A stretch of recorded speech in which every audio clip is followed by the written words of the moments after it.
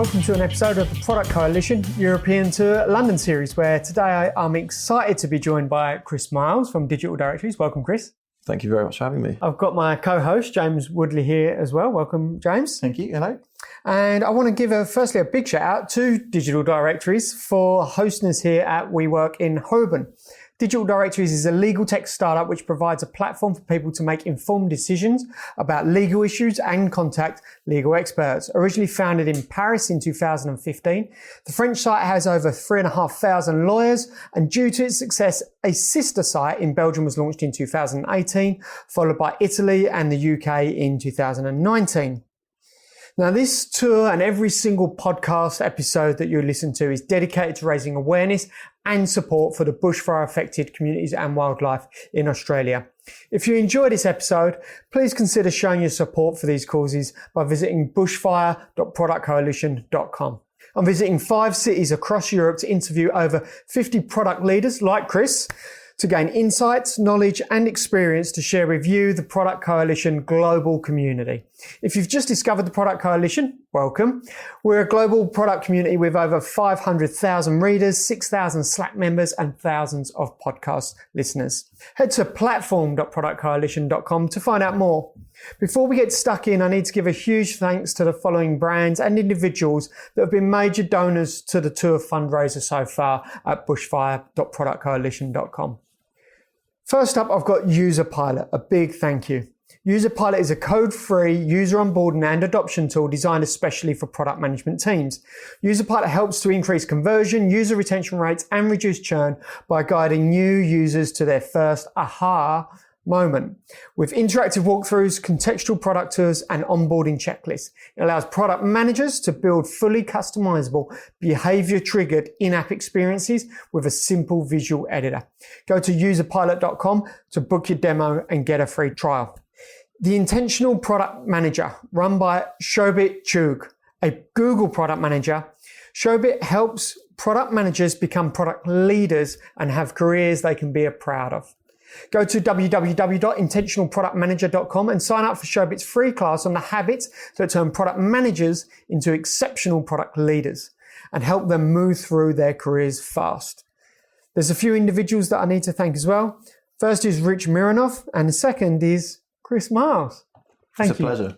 I really appreciate the donation, Chris, and helping out, not just here with the recording, but also making a donation to support the causes as well. Before we get stuck into the podcast of product management, is it art or science? We've got some icebreaker. So Melbourne was a locals guide to Melbourne. Sydney was a pub quiz. London is a game called English or Not, where I'll give you a product and you've got to make that tough decision of was it invented in England or not. Okay. And this is all based on my trusty source of the internet, so I'm sure it's all factually correct. The first one from me here, Chris, is the tin can, or after 15 years in Australia, the tinny, as it's called. Is the tin can English or not? Well, I'm going to say it's likely to be English or American. I'm going to say not. I'm going to say it's an American thing. Yeah? No. 0 for 1. So the evidence apparently is Peter Durand is often credited with the invention of the tin can in around 1810. Wow. He did not pursue food canning himself, though, and sold his patent in 1812 to Brian Donkin and John Hall. That's quite a fast exit, really, isn't it? Yeah. 2-year turnaround. That's what we all aspire to, isn't it? But he wish he'd just licensed it instead. Yeah, probably. Sash tin cans. So that's the tin can. In Australia, sorry. That was where that was invented. Wow. James? Second one, the lawnmower. Wow. Well, I said no to the last one, so I'm going to say, based on no real knowledge of this at all, I'm going to say yes, this is English. Spot on. The world's first lawnmower was developed by Edwin Budding in 1830, supposedly. It was designed to cut grass on sports grounds and was obvious immediately superior to the traditional scythe. Yeah, I bet. Yeah. Yeah, put the scythes out of business. Yeah. So yeah. you've got to keep an eye Well, those on guys the walking trends. around with scythes. It's been a long while since I've seen a scythe. 1830. Yes, sorry, their patent was granted in 1830. Yeah, wow. Oh, well. Again, should have licensed it. Right, Chris, do you live in London? I do, yeah. You do? Yeah. Right, okay. Whereabouts? I live in Queen's Park, so northwest, yeah. Nice. I'm not born and bred London. I'm from the suburbs, not far outside of it. Right. But yeah, I've been living in London for about 6 years or so now. Okay, so if you were going from here to Buckingham Palace for a tea with the Queen, would you choose cab, tube, rideshare, bike, scooter or walk? From here to Buckingham Palace, I would probably get the tube, if Would I'm you? honest. Yeah, I wouldn't get a cab in London. Just getting a cab through central London's a bit of a nightmare. Yeah, I'd probably get the tube. Yeah. Do you know the route off by heart? Which The route? line and station? Yeah, I'd probably go Central Line to Bond Street and then get the Jubilee line. Nice, from there, nice. I love essentially. Yeah, that. or you could go a different way and get the district. Green but Park. yeah. Nice. And what is your favourite London landmark, Chris? My favourite London landmark. It's not so much a landmark, but I love Camden as an Right, area. okay. It's so eclectic. I'm a big music fan, big into my rock music and my sort of punk music. So that's the place to be if you like that kind of thing. And I just think it's such a mishmash of cultures, nationalities, styles. It's not a landmark, but I love the Camden Lock area. Love it. Yeah. Love it. Brilliant. Okay, let's get stuck in then. So product management, is it art or science? That was the topic that you chose. What made you choose that topic? Well, I think there's such a wealth of content out there for people asking the question, what is product management? And I've read so much in that space. But I felt this was kind of a niche area of that no one had explored. Well, not no one had explored probably, given the amount of content, but that less people had explored and that I felt like I could add some value to. It's something I've debated with people outside of product when you have that classic conversation of trying to explain what you do to people that aren't in the industry, but also within product as well, and within different companies, how the roles differ. So yeah, I wanted to research that and gather a bit of data on that to try and work out whether it was art or science, to be honest. And can I ask, what's been your career path to the hot seat today? How have you ended up in this world of product management? So I started off my career in consultancy, sort of large scale IT implementation projects. So very much traditional waterfall, lots of business analyst roles, product management, project management roles, which is definitely not the same thing. And then I transitioned into another consultancy where I started to work more on people change, digital change, and then moving more into the product space. And it was a lot more the consultancy side from the implementation side. That's where I picked up my love for product really, and customer experience, particularly digital customer experience. It just really spoke to me in terms of the skills it required, which I think I'll probably come on to when we talk about that in more detail later. And then I joined BT after those 2 stints in consultancy, where I was working as a senior product manager within their digital team. And then I've kept that forward now, going into digital directories, where I'm sort of looking after the product, very, very small product function for now. But we have aspirations to be much bigger. So I started in consulting, and I sort of started off with that broader traditional side of things, and then worked my way into the agile and the product space. Can you tell us a little bit more about digital directories and what they do? Sure. Yeah, so currently we focus on the legal profession, but you probably can tell from our name that it's broader than that. And our aspiration is certainly to create a product which is more white label that we can go out to different industries with. So currently we have a number of sites. We have a site in the UK, which is called Credible, with a Q. We have Justify France and Justify Belgium. And then we have Legale Perme in Italy. And we also have a site in France for people trying to find an accountant. So that's the premise of all the sites, is people trying to find advice or consultation in accountancy and the legal space. But we definitely, over the next few years, want to push out and use that core functionality that we have to become more a place that you can get advice, and not necessarily somewhere where you're just trying to find a lawyer to talk to. You might just need legal advice, may require a lawyer, may not, and then use that to expand into other industries and territories as well. Fantastic. So product management, is it art or science? Before I hear about how you've come up with your answer and the research, etc., James, representing the engineering and technology division, or audience, I'm keen to know, what's your thoughts on this question? So, yeah, sometimes it feels like both, to be quite honest. And it depends who you talk to, I think. We've had some times where you've been told, we don't know really why this thing's going to add value, but we really believe it will, versus here's a whole load of user statistics that shows that people are crying out for this thing. So, yeah, I'm kind of on the fence on this topic, so interested to see where we go from here.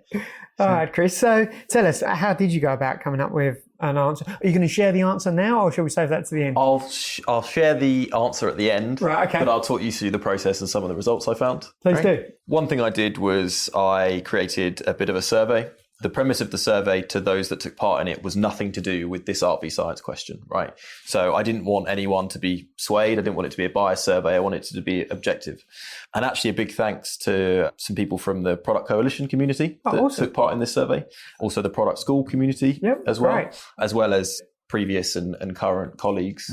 So I surveyed 49 people, of which 35 of those are product managers and the other 14 are people that have some kind of affiliation to product. So they might be the engineering side, designers, or sales and marketing that work with those product roles. The first thing I tried to look at was the attributes that a product manager requires. I gave 6 different attributes to people and asked them to say for each one, so not ranking in between them, but for each one, how important do you feel they are to a product manager? And what I was looking to do is see where the most popular ones were, where people felt they were most important, but also what the spread was like, because that would indicate more disagreement or less certainty around what was important. So the categories I chose were commercial focus, or commercial acumen, should we say, that communication skills, technical expertise, industry expertise, and strategic thinking and problem solving as well were the categories I looked at. And I mean, I guess I'll ask you, out of those that I just mentioned, which do you think would be the one that the consensus was highest, that it was most important to product managers? I think the consensus was highest. It's hard to know without I'm waffling and I'm not answering your question. I'm turning it back on you. And I say that just because I've had so many different types of product management roles throughout my career, and what's being meaningful to those roles or important to those roles has varied. So in the startup space, it's that blend. In an enterprise, it's sort of that 80% head up looking forward and maybe 20% head down. But then I've had the reverse where it's 80% head down, focusing on successful delivery, etc. So it's I know I can't give a straight answer to your question, but it's certainly been a blend. I can certainly tell you what I enjoy nowadays, which is the strategy, thinking ahead, interpreting macro and trying to see 12 to 24 months out and then turn that into meaningful stories and empathy building for today to drive a team forward. And James, for you? Well, I was going to guess either strategic thinking or industry expertise would be from people that are not knowing why they're answering the question, perhaps, would kind of go, these are the things I think every good product manager needs to have. So I think what both of you said is really interesting, because there are so many different types of product manager, and it's kind of what we will get to, I think, later in this chat as well. From the people I surveyed, the most important one, consensus-wise, was communication skills. As that sort of core skill that people have to have. I think it was 82% of people said it was, so the scale was not at all important to extremely important. 82% of people said it was extremely important. And a further 16% said it was very important. So, only one person out of 49 felt it wasn't either very or extremely important.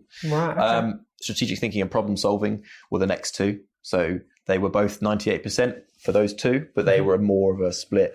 In fact, more people thought strategic thinking was only very important. 51%, I think, and then 47% felt it was extremely important. So there was consensus that they were all very important, regardless of the role, generally speaking, the different types of product management. Where it became a bit cloudier and a bit fuzzier is the other one. So particularly industry expertise, actually, James, you mentioned that was important. That had the biggest standard deviation. So you had a few people that thought it was extremely important and a few people that thought it was not at all important. And then the majority sitting in the sort of somewhat important kind of range. Maybe that's from my engineering background. And the reason I thought it might be more important than some of the others is that translation piece. So when a user says, I want you to build me X, what they really mean is Y, and you'd only really know the nuances of that if you had a lot of domain expertise. So I think that's fair. I think from the people I spoke to anecdotally, and I don't want to hypothesize too much about the data, but conversations I've had where people were seeing industry as understanding legal or understanding retail versus understanding like digital customer experience. So I think that's where some people felt that it was less important, including myself. If I was to rank that, I would have said me knowing a lot about lawyers is not as important as me learning a lot about how human psychology works and how people think and how people want to view a website. So that was my perception of that. And then the technical expertise, again, a bit of a swing. And being an engineering guy, I don't know what view you have on this, but I've worked with some engineers that want you to understand quite a lot. so they can have those detailed discussions with you, and some that kind of want you to leave them alone to be the technical expert and stay at arm's length. So there was a bit of a swing in that one as well. I kind of did that as a bit of a precursor to then the art v science debate. And for that, I asked for four different areas. I created a scale. So with the far left-hand side being the art and the far right-hand side being the science. Okay. Where do you think these things are on this scale? And these people didn't know that I was trying to work out the art v science debate. But the first one was EQ. So, emotional intelligence, ability to make connections, that kind of thing, versus IQ, traditional smarts, being brainy, essentially. On that one, there was a lean towards people feeling that EQ was more important. Not a huge one, but a slight one. The next one was just a very open question on soft skills v hard skills. So a lot of the soft skills we covered in the previous section. Do you think that being good at communicating and presenting and relationship building is more important than understanding how to read JavaScript and what React is and what PHP is and how to create wireframes in Balsamic, which is more important? And again, a slightly stronger lean towards the soft skills there, actually, in that case. The third one was that customer v commercial. And that was much more strongly weighted towards people feeling that that customer lens was more important in product. In fact, I was almost surprised it wasn't further across, because I personally see product as the custodian of the customer experience. They are the evangelist for the customer and fighting for what the customer wants, regardless of what maybe commercially on paper makes the most obvious sense. So I looked at those categories, and there's a clear swing towards people believing that the art side of things are more important. So from that, you can presume or you can hypothesize that people feel that product management is more an art than a science. But then I asked the question, same scale, art, science. Okay. And people actually, there was a lean towards the science side of things. Around product management. Around product management. Is product management or art or science? Same scale. Yep. And there was a lean across the group towards people suggesting it's a bit more science than it is art. That had the widest standard deviation as well, right? There was a lot more debate on that topic. Right, okay. And a lot of comments I've had off the back of it were that people found it really difficult. It depends on the role, the company, the situation. But I found it really interesting that when asked the questions broken down, people were saying, maybe not realizing it, that product management is more based on the art side of things and the soft skills side of things. But when asked the question, they put it down more as a science. Dropped it on the car. Interesting. I thought it was really interesting. Okay. Speaks of micro versus macro, doesn't it? Absolutely. What's the lens? Where did you put it on the scale? So I'm an ex-consultant. So the phrase in consulting for every question is it depends. That's the answer to almost every question in consulting. Right. And I do think it applies here, but I'm not going to use that as a cop-out. For me, it is more art than science. And when I compare it to other jobs that even I've done and that my friends do, my family do, ex-colleagues do, and you use it with that lens, you compare it to engineering, right? There's no debate to me that product management is more on the art side than engineering is, right? I think we could probably all agree with that. I do think there's a perception, and this is a societal thing, not just a product thing, that something that's scientific is better. So if you can prove something with facts and data and say to someone, I have a qualification in this, I am a chartered accountant. You have a qualification to say you can do it. I know there are qualifications in product now, but when it's more intangible, it's a lot harder to prove your worth to people. So while I think it is more art personally, I do also suffer from that same challenge of proving your worth as a product person when a lot of what you do is so intangible. Saying to someone, I've built a really good relationship with so-and-so. So what? Or the way I create presentations, I create a story, take them on a journey. To some people, that's nonsense. Yeah. But for me, that is the valuable part of product that maybe sets product apart from some other roles that you get to do both. But for me, it's a slight lean towards the art side of things. It's a great interpretation that science is valued higher than the art. And for someone who has an arts degree and a master's arts degree, I know a computer science degree holder would say it's not worth the paper it's written on. I've never said that. I thought it. But it's certainly, and you're quite right, societal interpretation, culture, etc., is the value of artistic concepts and abstract thought and art versus science, which is all about repeatable processes and peer reviews and some of that stuff. It definitely leans that way. And what for me, I'm thinking about there is the bias then that comes into completing this survey. It'd be interesting to almost complete the same survey with the same questions with an engineering team or with a service design research team and see how it shapes up industry-wise. Yeah, and I'm going to caveat, the survey with saying, I know it wasn't perfect, it's not bias-free. I just wanted to use it actually for an anecdotal purpose, really. And I did enjoy doing it, as well as some of the definitions people came up with for product management that varied so wildly during that survey as well. I found were really interesting. Fantastic. I think it'd be also really interesting to see. It's a shame we can't go back 5 years, but also see ahead 5 years to see how product management as an industry, where it is so loosely defined. I think that's a healthy thing, where it will go over time as well. Did you do the survey blind? I.e., do you know the answers came from certain people? I did the survey blind. Right. So I was going to ask you, the people that you think are better product managers, how did they come out? That's a good point. No, I didn't do that. I can see who was a product manager and who works with a product manager. Okay. So there was definitely, of the people that weren't product managers, they were further to the art side, right? They definitely saw that product is more the soft skills side of the world. But yeah, it was more some of the product managers that felt. Do you think this will change the way you move your career forward, seeing these insights at all? I think it will definitely change the way I mentor people or give advice to people. Right. I think anyone that's aspiring to be a product manager or is already a product manager isn't sure which way to go. I think there's plenty of options in product where you can be a very technical product manager. Plenty of organizations, particularly the FANG companies, have a real need for incredibly technical people in that space. But I think it gives people an opportunity that maybe don't feel like they have the hard skills, the technical skills.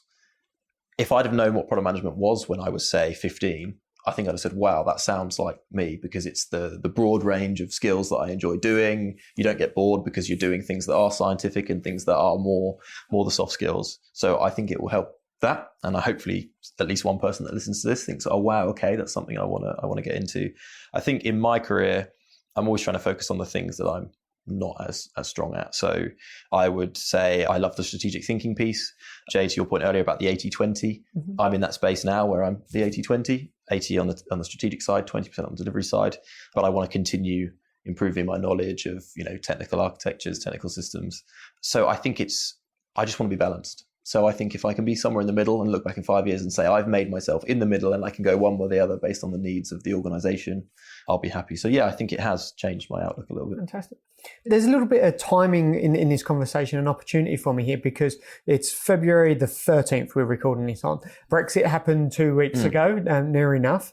And I'm speaking to someone who leads product that transcends European borders. France, Belgium, Italy, and the UK. That's right. Can I ask, and I'll keep the politics out of this, has Brexit impacted you as a product leader that crosses those borders? So as someone in product, it hasn't impacted us from a company perspective. I've still been able to travel freely, although I haven't. I'm going next week to France, so I'll let you know if I manage to get there and back. What it has impacted is our lawyers. So because we're big in the legal space, anyone that's working on immigration law is perhaps getting a larger volume of work than they had previously. But no, really, I think with conference calls and things like that, which people use these days, which are not perfect, I still think the relationship we have across those borders hasn't really been affected. But we're still waiting for things to play out, over the course of this year and into next year. But yeah, for now, touch wood. And the products themselves, there's nothing you've had to do pre-Brexit in terms of readiness for this? Not really. I mean, all the same guidelines in terms of GDPR, we're still following those. Right. I believe we're still signed up to those. We're not going to suddenly withdraw from all of those as the UK. So from that perspective, we're still comfortable with where we're at. But no, there's not really been anything yet we've had to do from a product approach. Right, good to hear. Which is good. But I'm always keeping my eye out for things that change the industry or the market in general. So we'll see. Yeah, fantastic. This has been a great session. Thank you very much. I've really enjoyed chatting through. I love the approach that you've gone about asking a question, research, taking some data. Obviously, you've got your own gut feel on it as well and shared that with us. So it's a very scientific approach to ask, is it art or science? Yeah. That's the irony, I suppose. The art side of it was you just hit the bar, break open a beer. Yeah. You know, these arts degree holders. Go and ask a few questions and come up with a hypothesis. Yeah. Paint it up and away you go. Thanks so much, Chris. No worries. Thanks for supporting the tour as well and the bushfire communities. Thanks for hosting us here for all of the London podcasts at WeWork in Holborn. And I've really enjoyed the session. Yep, definitely. Great to meet you guys. Thanks a lot. Thanks very much. Cheers. Thank you all for listening in on the podcast, or if you're watching on YouTube, Instagram, Twitter, etc. Hope you join us again for another episode. If you've found this session valuable, please remember I'm doing all of these recordings to raise awareness and funds for the bushfire affected communities of Australia. If you'd like to show your support because you've enjoyed this episode, please head over to bushfire.productcoalition.com. Until the next episode, thank you very much. Cheers.